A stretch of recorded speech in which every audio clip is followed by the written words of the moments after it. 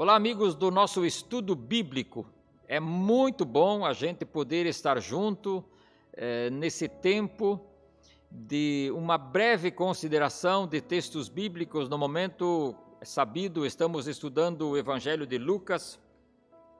E hoje, mais uma vez, nós temos um texto muito interessante, não muito curto.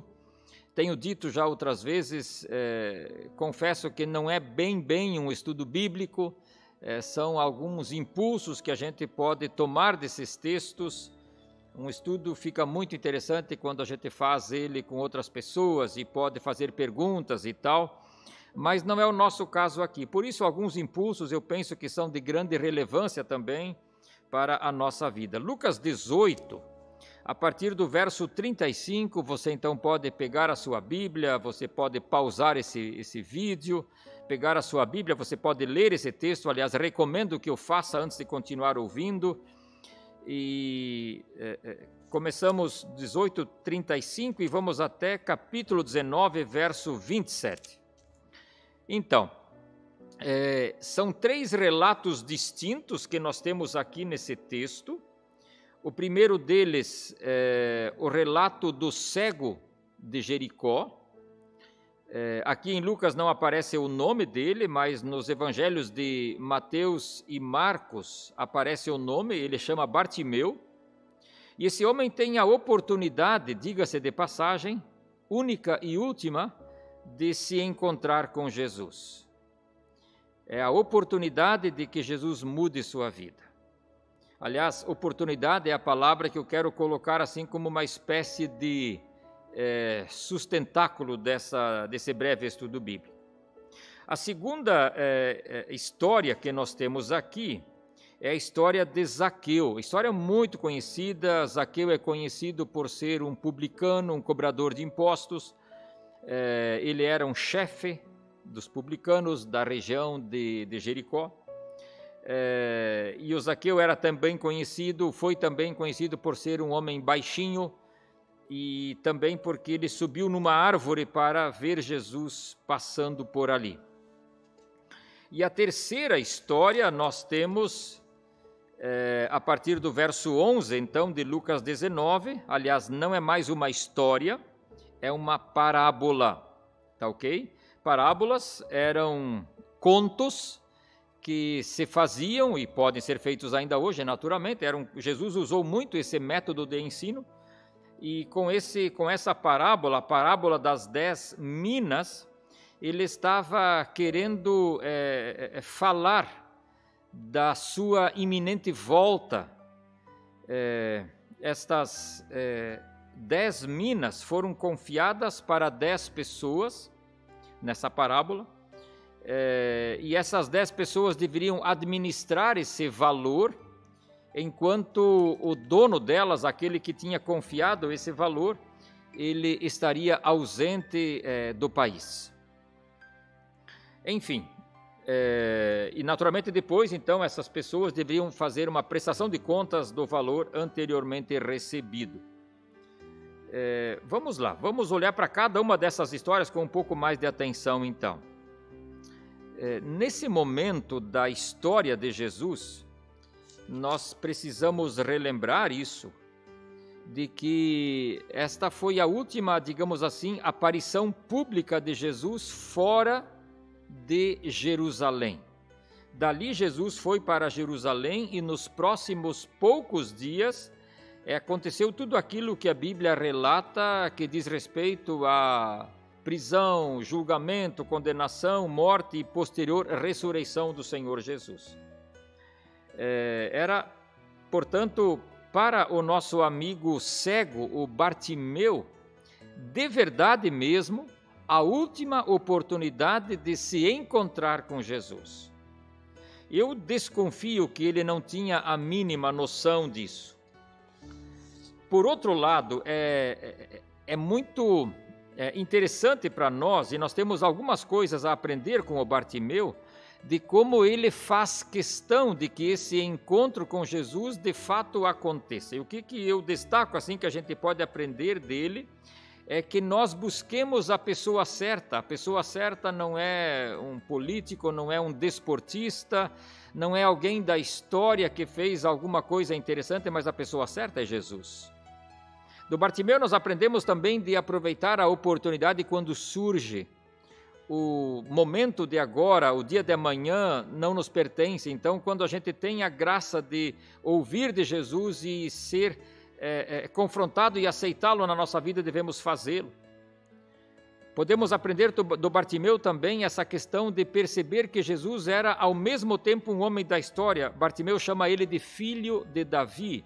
Isso tem o sentido de que ele tinha uma ascendência biológica, e com isso também Bartimeu está dizendo que Jesus cumpre as promessas do Antigo Testamento, porque a Bíblia diz no Antigo Testamento que o Senhor Jesus viria da descendência do Davi. Uma outra questão que a gente aprende com o Bartimeu é essa busca perseverante por Jesus. Quando a gente olha o texto, a gente vê ele fazendo, digamos assim, um escândalo, ele sendo incisivo nessa questão. Ele não abre mão dessa busca, ele é perseverante, ele é insistente.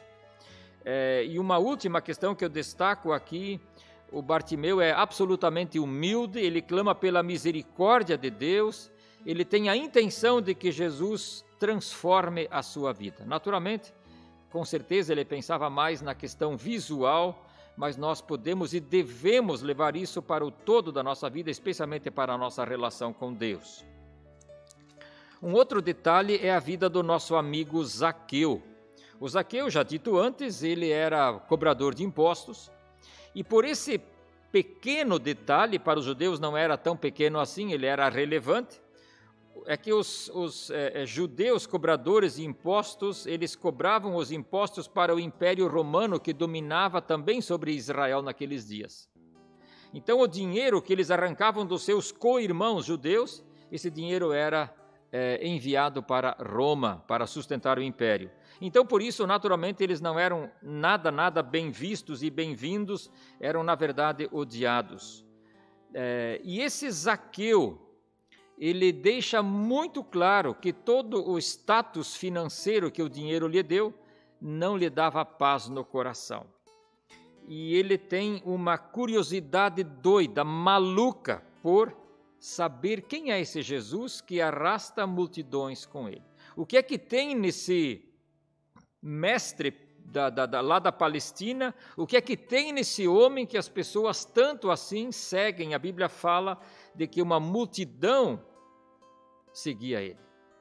Então o Zaqueu vai, sobe numa árvore, e é interessante, quem agora faz o contato com o Zaqueu é o Senhor Jesus. É Jesus que aborda ele, dizendo que Jesus precisa algo mais do que curiosidade. Jesus quer mais da nossa vida do que simplesmente sabermos que ele é um homem da história.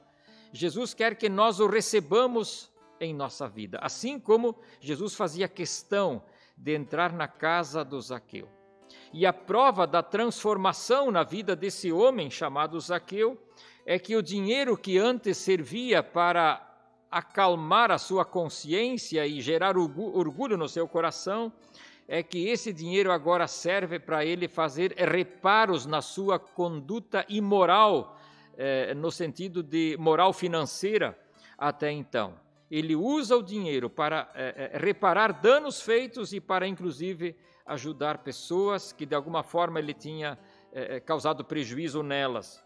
Então, ali está a evidência da transformação do coração desse homem.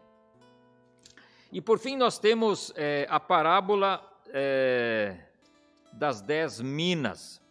Deste homem, na parábola, né, esta pessoa que vai fazer uma viagem para uma terra distante e depois pensa em voltar, mas enquanto ele estaria ausente, ele deixou um valor para que 10 dos seus servos administrassem esse valor. Então, amigos, esse homem é o Senhor Jesus. Ele foi enviado por Deus e ele é o dono de todas as coisas, é o dono do universo. E esse homem, ele nos deu um potencial, ele nos deu condições, Ele nos deu possibilidade de fazermos coisas. Ele nos deu a tarefa também de que nós sejamos os seus embaixadores aqui nesse mundo. E um dia Ele vai voltar e nós estamos no tempo de Advento. E o tempo de Advento lembra exatamente isso, a volta de Jesus. E quando Ele vai voltar, Ele vai pedir contas da nossa administração com aquilo que Ele nos deu. Para uns Ele deu mais, para outros Ele deu menos. Alguns, conforme a parábola, fizeram bom uso e administraram. Outros se esconderam e foram negligentes com aquilo que Deus lhes deu. E cada um recebeu conforme aquilo que fez com aquilo que o Senhor, no caso da parábola, o próprio Jesus lhe confiou. Meu amigo, nós um dia estaremos frente a frente com Deus. Nós um dia recebemos de Deus dons e talentos, um potencial de vida que devemos usá-lo para servir a Jesus. O meu desejo é que Deus te abençoe. Releia essa parábola e tente entender ali que você é alguém que recebeu coisas, talentos, potencial de Deus para servir a Deus, o único a quem vale a pena seguir nessa vida e servir durante essa vida. Que Deus te abençoe.